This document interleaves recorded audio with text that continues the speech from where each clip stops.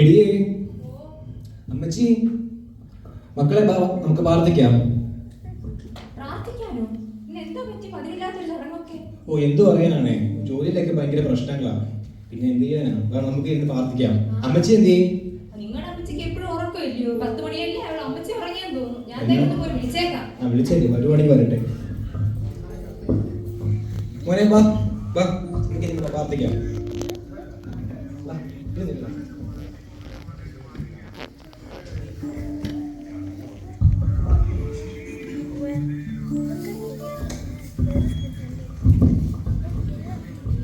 അമ്മച്ചി, അമ്മച്ചി ഉറങ്ങിയോ? പ്രാർത്ഥിക്കാൻ വരുന്നോ? ഞാൻ പ്രാർത്ഥിച്ചിട്ട് കിടന്നതാ കുഞ്ഞെ. ഇന്നെന്താ പതിവില്ലാത്ത പോലെ എന്നെ വിളിക്കുന്നത്? എന്നാലും ഞാൻ വന്നേക്കാം. എന്നും കിട്ടുന്നതല്ലല്ലോ.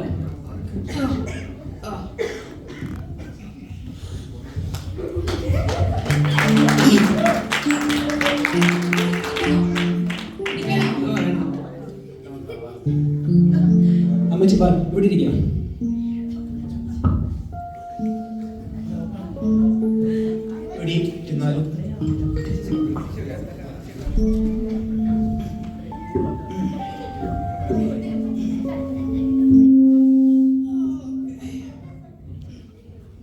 നമുക്ക് പ്രാർത്ഥിക്കാം, നമുക്ക് പാട്ട് പാടാം. അതിരാവിലെ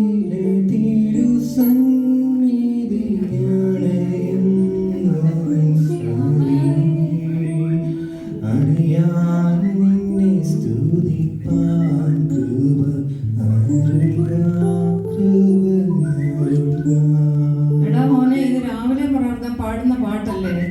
ഏത് പാട്ട് രാത്രി പാടണമെന്നും രാവിലെ പാടണമെന്നും ഇതുവരെ അറിയാൻ വയ്യായോ? ഇത് രാവിലെ പാടുന്ന പാട്ടാ. വേറൊരു പാട്ട് പാട്. ആണോ അമ്മച്ചി? എന്നാൽ നമുക്ക് വേറെ പാട്ടെടുക്കാം. Dad, can we sing the song that we sang last day? Last day പറയുമ്പം എന്താ പറയാണോ നമ്മള്? ആ പാട്ട് പാട്. അയ്യോ, ആ പാട്ട് പാടാൻ പറ്റത്തില്ല. എന്താ പറഞ്ഞൊന്നും ഇവിടെ പാടണ്ട, വേറെ ഒരു പാട്ട് പാടിയാ മതി. എന്നൊരു കാര്യം അമ്മച്ചേനെ പാടിക്കാം. അമ്മച്ചേനെ പഠിക്കണേ അറിയത്തില്ലേ? സർവ സൃഷ്ടികളുമൊന്നായി പുകഴ്ത്തിടുന്ന സൃഷ്ടാവിനെ സ്തുതിക്കും ഞാൻ. സർവ സൃഷ്ടികളുമൊന്നായി പുകഴ്ത്തിടുന്ന സൃഷ്ടാവിനെ സ്തുതിക്കും ഞാൻ.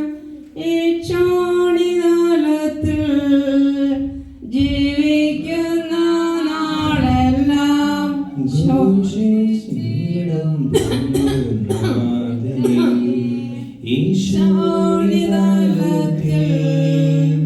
ജീവിക്കുന്ന നാളെല്ലാം. അയ്യോ, എന്റെ ബർഗർ ഏർപ്പാടിരിക്കുവാ, ഞാനത് നോക്കിയിട്ട് വരാവേ.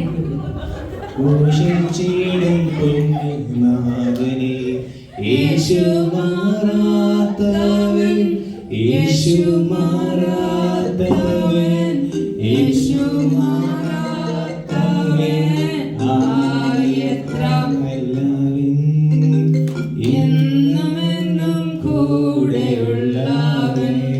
യേശു മാറാത്തവൻ, യേശു മാറാത്തവൻ, യേശു മാറാത്തവൻ, ആയത്രമെല്ലാവൻ, ഇന്നുമെന്നും കൂടെയുള്ളവൻ. മോനെ, നമുക്ക് ബൈബിൾ വായിക്കാം. Okay.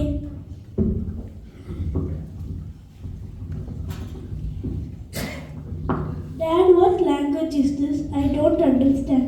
മോനെ, ബൈബിൾ തിരിച്ചേ പിടിച്ചേക്കാം. മോനെ ഇങ്ങനെ പിടിച്ചേക്കാം. മൊബൈലൊക്കെ കുത്തിക്കൊണ്ടിരിക്കുമ്പോൾ ഇടയ്ക്ക് ബൈബിളൊക്കെ വായിക്കാൻ നല്ലതാണ്. വായിച്ചു 15.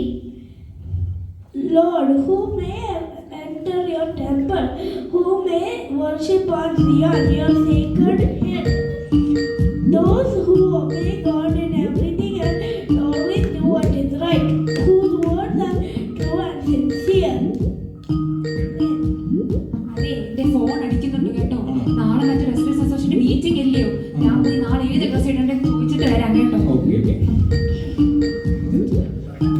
മോനെ, മോനെ ബൈബിളൊക്കെ നമ്മൾ പാട്ട് പാടുമ്പോൾ പ്രാർത്ഥിക്കുമ്പോൾ കണ്ണൊക്കെ അടച്ചിരിക്കണം കേട്ടോ. But Dad, you always keep your eyes open, right? അതൊന്നുമില്ല, നമ്മൾ ബൈബിളൊക്കെ പ്രാർത്ഥിക്കണം കേട്ടോ. സംഗീതം 23:1 യഹോവയുടെ ഇടയനാകുന്ന എനിക്ക് മുട്ടുണ്ടാകുകയില്ല. ഞാൻ പച്ച പുറപ്പുറം കിടത്തുന്നു, സ്വസ്ഥയുള്ള വെള്ളത്തിൽ അതിനെ നടത്തുന്നു. എൻ്റെ പാണം ഞാൻ തണുപ്പിക്കുന്നു, തിരുനാമത്താൽ എൻ്റെ നീതിയുടെ വാദങ്ങൾ നടത്തുന്നു. കൂരിൽ താൽക്കുള്ളിൽ കിടന്നാണ് ഞാൻ അനർത്ഥം ഭയപ്പെടുകയില്ല. നീ എന്നോട് കൂടി ഇരിക്കുന്നുവല്ലോ, എൻ്റെ വടിയും കോലും എന്നെ ആശ്വസിപ്പിക്കുന്നു. എൻ്റെ ശത്രു കണക്ക് നീ എനിക്ക് വിരുന്ന് ഒരുക്കുന്നു, എൻ്റെ തല എണ്ണ കൊണ്ട് അഭിഷേകം ചെയ്യുന്നു, എൻ്റെ പാനമാത്രം നിറഞ്ഞു കവിയുന്നു. നമ്മെ കണ്ട് എൻ്റെ ആയുസ്കാലമൊക്കെയും എൻ്റെ പിന്തുടരുന്നു, എൻ്റെ ഓടെ ആദ്യത്തെ ദീപാരം വസിക്കും. ശരി ചെയ്യാം. നിങ്ങൾ വായിച്ചോ? ഇത്രയൊക്കെ വായിച്ചാൽ മതി. അതൊക്കെ മതി. നമുക്ക് പ്രാർത്ഥിക്കാം. പ്രാർത്ഥിക്കാം. അമ്മച്ചി സമയം പോയി, ഒന്ന് അമ്മച്ചിനെ പ്രാർത്ഥിച്ചോ. പിന്നെ പ്രാർത്ഥിക്കണേ അമ്മച്ചി. അമ്മച്ചി പിന്നെ ഒരു കാര്യം, എനിക്ക് ജോലിക്ക് ഭയങ്കര പ്രശ്നമാണ്. അപ്പൊ ആ വിഷയത്തിൽ പ്രത്യേകം പ്രാർത്ഥിക്കണേ. എന്നാലും നീട്ടി പ്രാർത്ഥിക്കണ്ടേ അമ്മച്ചി? ചുരുക്കിയൊക്കെ പ്രാർത്ഥിച്ചാൽ മതി. സമയം 10:30 നീട്ടല്ലേ? എടാ മക്കളെ, നിനക്കൊന്നിനെ എന്തിനാ പ്രാർത്ഥിക്കുകയെന്ന് അറിയത്തില്ല. പകല് മൊത്തം വീട്ടിലിരുന്നാലും അവൾക്ക് ഒരു ജോലിയും ചെയ്ത് തീർക്കാൻ വയ്യ. പ്രാർത്ഥിക്കാൻ അങ്ങോട്ട് ഇരിക്കുമ്പം ഉടനെ അടുക്കളയിൽ പോയി നാളത്തെ കാര്യങ്ങൾ അതിനിടയിൽ എന്നെ മാത്രം കുത്താനേ ഉള്ളൂ അമ്മച്ചി. ഉള്ള ജോലിയാണ്. ഇത്രയും നേരം ഇവിടെ ഇരുന്നാലും അത് ജോലി ചെയ്യത്തില്ല. പ്രാർത്ഥനയുടെ ഇടയ്ക്കാണ് അവന്റെ ബിസിനസ്, അവന്റെ കമ്പനിയുടെ ജോലി, ഓഫീസ് കാര്യങ്ങളെല്ലാം പ്രാർത്ഥന. ഈ പ്രാർത്ഥിക്കാൻ നേരത്ത് നിങ്ങൾക്ക് ഒരു 10 മിനിറ്റ് നിങ്ങളുടെ മൊബൈൽ ഒന്ന് ഓഫ് ചെയ്താൽ എന്തുവാ കുഴപ്പം കുഞ്ഞുങ്ങളെ? എന്തുവാ?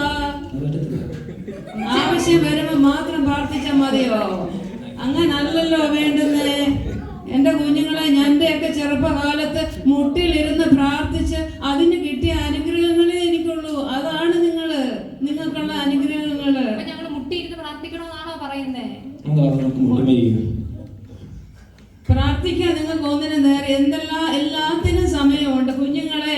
മുമ്പേ അവന്റെ രാജ്യവും നീതിയും അന്വേഷിപ്പിൻ, അതോടുകൂടെ ഇതൊക്കെ കിട്ടുമെന്നാണ് ദൈവത്തിന്റെ വചനം.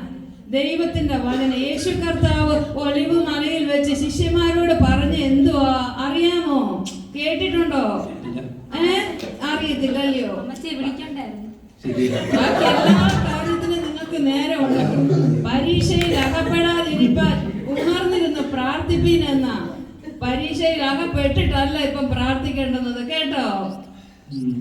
ഇനിയെങ്കിലും നിങ്ങൾ നേരെ ചൊവ്വെ പ്രാർത്ഥിക്കാൻ പഠിക്കുക. അത് നിങ്ങളുടെ ജീവിതത്തിന്റെ ഒരു ദിനചര്യയായിട്ട് നിങ്ങൾ മാറ്റി. കേട്ടോ? എന്തോ ചെയ്യാനാ അമ്മച്ചി? സമയമില്ലാത്തോണ്ടല്ലയോ, 100 കൂട്ടം കാര്യങ്ങളില്ലയോ. ഞാൻ വീണ്ടും പറയണോ മക്കളെ, നിനക്ക് പ്രത്യേകിച്ച് ജോലിയൊന്നും ഇല്ലല്ലോ. എന്നാലെങ്കിലും നിങ്ങൾ കാര്യങ്ങളൊക്കെ ഒന്ന് ക്രമപ്പെടുത്തിയിട്ട് നിങ്ങൾ സന്ധ്യക്കുള്ള പ്രാർത്ഥനയല്ലയോ വേണ്ടുന്നത്. ഈ പ്രാർത്ഥിച്ചില്ലെങ്കിൽ അതിന്റെ അനുഗ്രഹം ഉണ്ടാകുമോ? ഇന്നിപ്പോ ഞാൻ നിങ്ങൾക്ക് വേണ്ടി പ്രാർത്ഥിക്കാനുണ്ട്. ഇനിയിപ്പോ എന്റെ കാലം കഴിഞ്ഞാൽ നിങ്ങൾക്ക് വേണ്ടി ആര് പ്രാർത്ഥിക്കും? നിങ്ങൾ തന്നെ പ്രാർത്ഥിക്കണ്ടായോ? മതി എന്റെ അമ്മച്ചി, ഒന്ന് പ്രാർത്ഥിക്കാൻ പറഞ്ഞേനെ. ഓക്കെ. അല്ലേനോ ഉപദേശം ആർക്കും ഇഷ്ടപ്പെടുത്തില്ല.